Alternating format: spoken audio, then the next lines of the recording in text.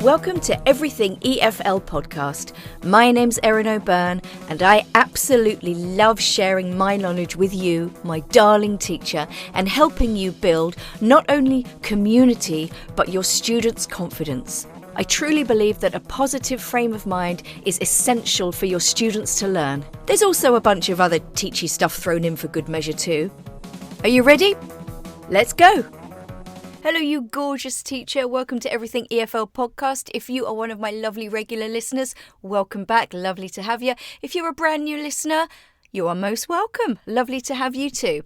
This may well be my final episode of the year. If you're a long-time listener, you'll know that I usually stop around mid-December and kick off again at around the end of January. I might start a bit earlier next year, not sure to be honest, but I do actually really enjoy that big long break. Kinda need it. If you're in the EFL business, that's if you work in a private language school, you know yourself. We don't really get a summer holiday. Well, that's actually our busiest time. So the only time we do get off really is a couple of weeks over Christmas. And to be honest, I like to extend that a little bit with the podcast, just to have a break because it is a lot of work. I was telling someone yesterday, it's not just the recording. You've got to write it. You've got to record. You've got to edit. You've got to do like the episode cover art. You've got to schedule it on your social media. You've got to write the episode description. You've got to upload it to YouTube. There is a lot that goes into it. So to be honest, I really appreciate that sort of 5-6 week break, but we'll see. All right, today guys, it's future forms reloaded. What do I mean? Well, if you go way back to episodes 42A and B, I talked about the future. I talked about will, going to, and the present continuous, but it was all very kind of non-lexical. It was before the lockdown, before I really got into the lexical approach. So it's very, I would call it mechanical, giving you the rules kind of thing. And, if that's still your thing, brilliant. I'm not going to criticise that. I'm not going to say you're wrong. I've talked about this before. Grammar rules are safe. They're a security blanket. Students are familiar with them. You're familiar with them. Students often demand or expect them, And also, when we're taught how to teach, we're often only taught this one way of approaching grammar. But as always, ask yourself a question. Do you think it works? Now, I've been thinking about redoing this episode for a while, so here goes. If you want to get a more rounded idea before you dive into this one about how to incorporate grammar in a more lexical way, check out episode 61. But the basic premise is this.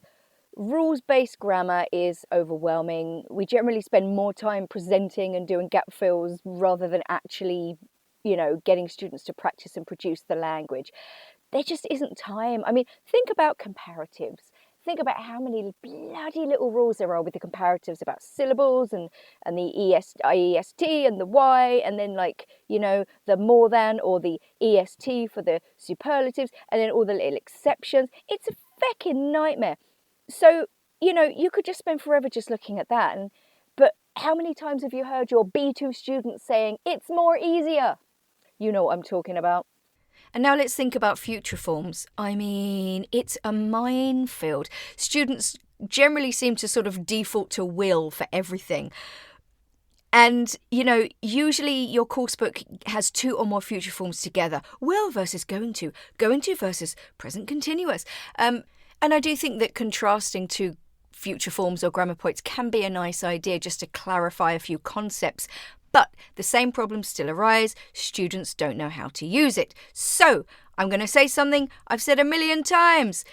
Dive in and go lexical. Think of some really common verbs we use with will. Now, I'm going to focus for this episode on will for spontaneous decisions because, last year when I was teaching online, the same issue came up. We had all the uses of will or something like that. It was like all future forms for upper intermediate. And I was like, no, I'm not going to do that because that's just cognitive overload to the extreme. So I said to myself, okay, I'm going to focus on one aspect and we're going to do will for spontaneous decisions because I think students always use present simple the world over. It's hot, I open the window. It's possibly a translation, I imagine, from a lot of languages, but it's just what comes out of their mouths. So I chose some phrases like, I'll see you later. I'll give it a try. I'll see you then. I'll see you there. I'll think about it. I'll get this in the context of, I'm going to pay for this bill in a restaurant. Don't worry, I'll do it. Now, they may seem a little bit vague, but this is the beauty of it. These phrases can be used in loads of different situations. So I sometimes think the vaguer the better. Okay. Now, if you want to be a little bit more specific, you could do like a little activity when you're introducing these to say something like, I forgot to email my boss. And the response could be, don't worry, I'll do it. Or you could ask your students to replace it with a particular verb. So, for example, don't worry, I'll send it. Or, oh, I just made a mess. Don't worry, I'll clean it up. Don't worry, I'll. That's kind of the key phrase here. And then maybe you can replace it with something else if you want to be more specific. Your choice, guys. Like I always say, you know your students best. You do this how you want. Steal and adapt. Okay, so this is what I did. I did this on Jamboard because I was online. In a classroom, I'd probably just cut up strips of paper, but I made some 2-line dialogues. This may sound familiar to some of you, but I just think it's good to go over this again because I do think it's very effective. So I made some 2-line dialogues. For example, 7 o'clock then? Okay, I'll see you later. Something like that. Just very, very simple dialogues, okay? And basically, the dialogues are completely cut up. So if you have 6 2-line dialogues, you should have 12 pieces of paper, all with like 1 line on them. And the goal is for students to match them. Now, on Jamboard, it could be a matter of just, moving those little sticky notes together. In class, you could give each student or each pair of students one of those lines, and they have to kind of mingle, find their partner, find the correct matching line, and then they can kind of stand there, and then you get them all to read out their dialogue and check whether they're correct. Then you can present your students with a handout of the correct dialogues. You could do a bit of pronunciation, definitely focusing on contractions with I'll. Even when reading out loud, students tend to separate the contractions and say I will. So it's good to give them a bit of drilling there. And again, just let them know at every opportunity, use contractions when you speak. You could do a bit of stress or connective speech if the students are able. You could always come back to those things in a future lesson and reuse the same dialogues, but just shift the pronunciation focus. Less prep, less stress for you. Always get students to speculate as well on the dialogue. So who's talking? What's their relationship? What do you think the context is? And if there is a word like it or there, what is this? What is this referring to? It just gets their brains working in the right direction. Now, you can get your students to create dialogues around those. You can listen to episode 82. There's like a bonus writing activity at the end of that. We'll give you a bit of inspiration. But if you don't want to do that, or you can't be bothered to listen to the episode, ask yourself, how else can I recycle these phrases? The obvious one, like I said, create dialogues. You could also ask your students, in what situations might you say these phrases? Ask them, have you ever said these in your own language? Create those connections. We learn language by forming connections in our brain. So form those sort of familiar connections or episodic memory connections. Now, if you're a little bit trepidatious with this, I completely understand. But ask yourself, how much time do you spend with your present, practice and produce? Do students get much of a chance to actually do the practice and produce part of it? Can they use and explore the target language in your classroom? Do they remember it the next week or the week after that?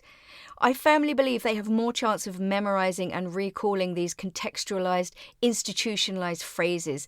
And the thing is as well is because they're so common, they'll probably hear them when they're watching a movie or a Netflix series or something like that. You could always do a bit of a combination of, introducing the rules, which I sometimes do as well. The lexical approach, I'm not completely 100%. I haven't mastered it. I haven't figured it all out, but I'm just trying a few things. And this kind of dialogue stuff, I think, is just a really nice, easy way for you and for the students to understand the language.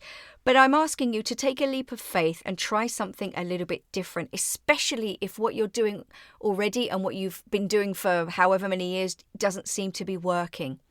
And more importantly, let me know how it goes. So I'm going to challenge you, my darling, gorgeous teacher. Write down 5 to 6 institutionalized or common phrases with a future form. Or think about common verbs that we use with future forms, even if it's something like, I'll do it.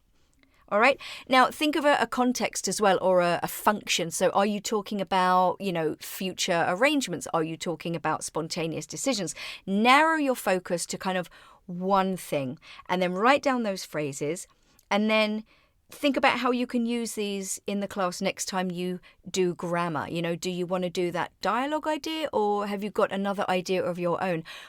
If you have, I would absolutely love to know, because I'm always looking for new and interesting things to do as well. And, possibly I can always share them on my social media with the other teachers. Of course I'll credit you. Of course I will. If you fancy a little bit of Christmas cheer, I do have an episode 37, so you have to kind of go way back down the list for that one. But I did it, was it last year or the year before, with my good friend Sinead McMorrow, and we kind of ping-ponged a bunch of Christmas activity ideas. So check that out if you would like. So that's it, guys. Have an amazing Christmas break or an amazing Christmas. And look after yourself. Take this chance, take this opportunity to have a good rest. Treat yourself, look after yourself, spoil yourself. Have that manicure or that pedicure or that haircut that you've been dying to have for ages. One little thing you can do for me, just as a little Christmas present. If you like my content and you're happy to continue listening, you can just repay me in a few small ways. You can reshare any of my social media posts onto your social media. You can recommend me and talk me up in your classroom to your colleagues. You can send me an email with a request for a poster for your staff room, and I'll gladly send you one. And if you're subscribed, which you should be, you can press the little share icon and share this episode directly into one of your friends' WhatsApp inboxes. And if you don't want to do that, that's absolutely fine. I'm not going to hold it against you. I'm still going to wish you a happy Christmas, a fantastic new year, and a good rest so you can get ready to kick some ass next year. Okay, I love you lots. Thank you so much for your support this year, guys. My podcast has really started growing this year. Let's keep it going. Share the love, guys. Share the love. And for the final time this year, goodbye.